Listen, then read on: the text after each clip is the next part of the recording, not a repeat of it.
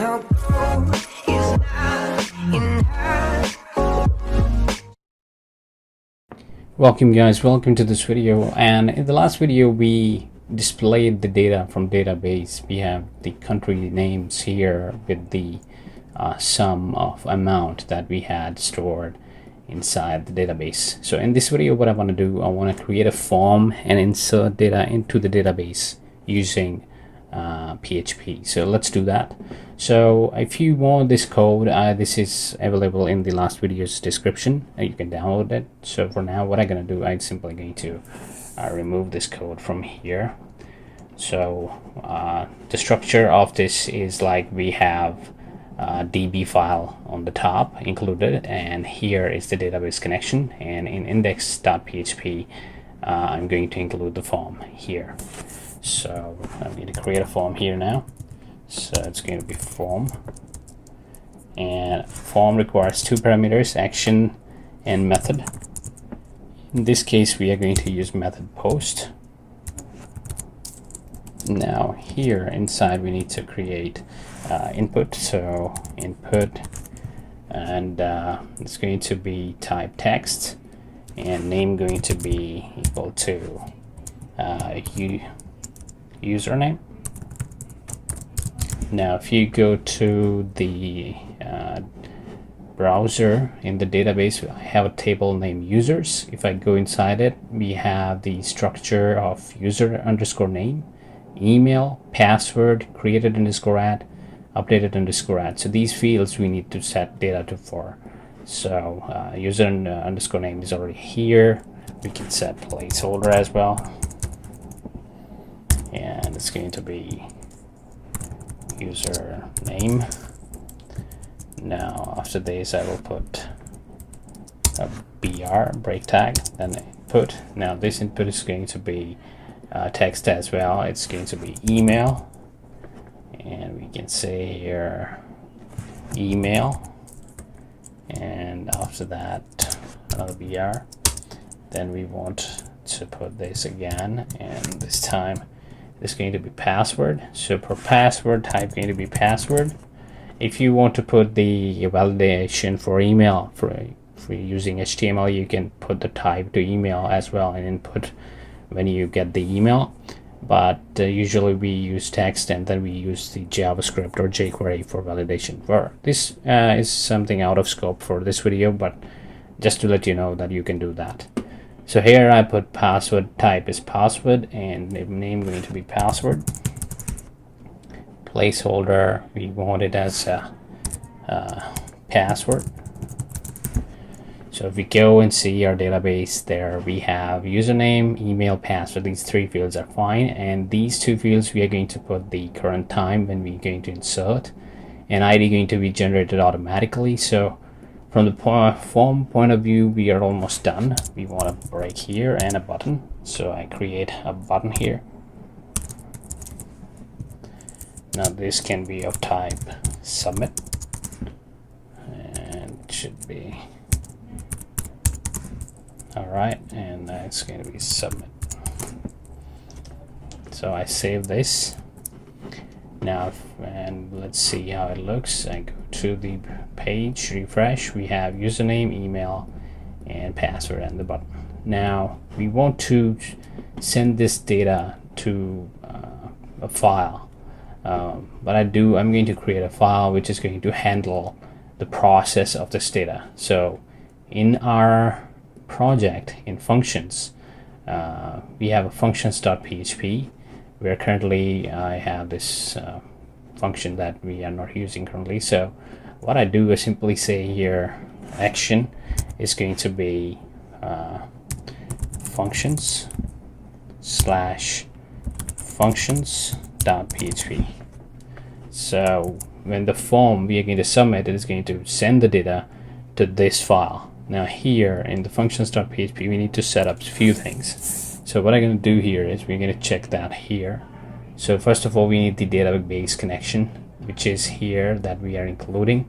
So if we include DB here, let's do that, include.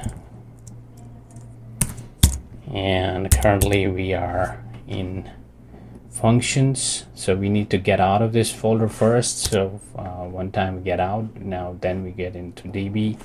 So it's going to be DB, and then we have that file. We can proceed further. In here, what I want to do, I want to say let's print first value first. So I say here print underscore r, and I want dollar underscore post, as we are using post method for posting the data. So here we want to get the user underscore name.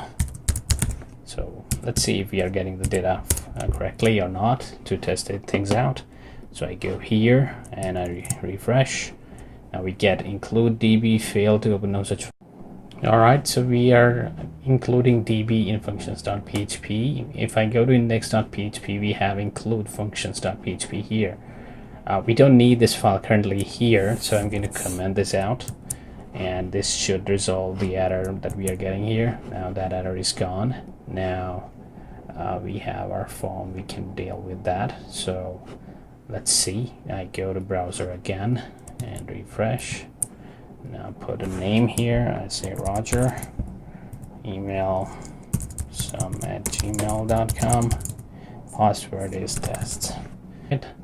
So we get the Roger here, and that is something that is coming from this.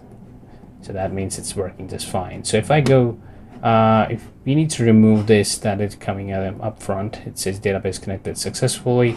So that is coming from the db.php.